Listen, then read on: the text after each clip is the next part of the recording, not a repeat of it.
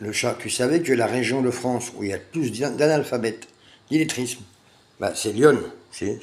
Bah, si, je connais un gars, il est instituteur, mais il vient de Lyon, donc il sait. Hein. Voilà. Bah, je te dis ça parce que moi, bah, je sais lire, je sais écrire, mais vu que c'est illisible parce que bah, j'ai des problèmes de vue et d'attention, et que malheureusement, le médecin ici n'a pas voulu me faire de mots pour être aidé des assistants sociales, et l'assistante sociale et la responsable de l'assistante sociale, Madame Robert, m'a dit on ne fait pas ça dans la Haute-Loire, on n'aide pas les malvoyants à faire des courriers. Et puis le problème, c'est que tu peux pas lire en Marayam hein, quand tu sais pas lire. Alors que ah, vous voyez quoi, on va vous lire ça par contre, ça sera pas mal.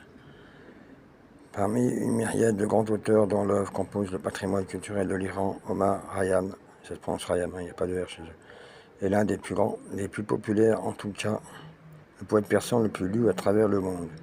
Cette large audience, le sage de Nishapur, le doit d'abord au poète irlando-britannique Edward Fitzgerald, qui le premier en 1859, en adaptant ingénieusement les Rubaiyat en vers anglais, fut à l'origine de sa consécration en dehors de son pays natal.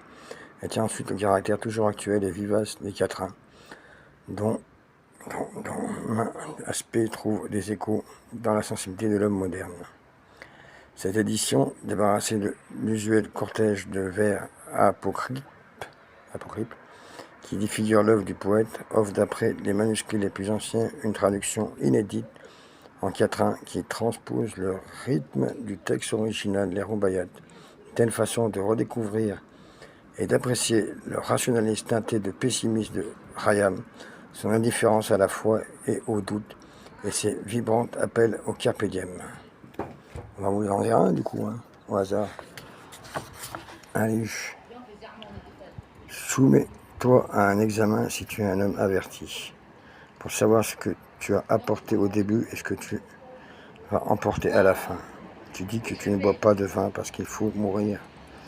Que tu boives ou non, il faut toujours mourir. Bon, bah là, c'est quand même clair. Hein. Dans cette demeure frappée de malheur, comment un sage peut-il aspirer pour l'amour de Dieu au bonheur? Car dès qu'il s'y retrouve un peu, la mort lui prend la main et lui donne l'ordre du départ. Voilà. Bah, écoutez, c'est Omar Khayyam. Moi, j'adore lire ça dans les salles d'attente des médecins. Parce que bah, déjà, il faut attendre, hein, et ça occupe.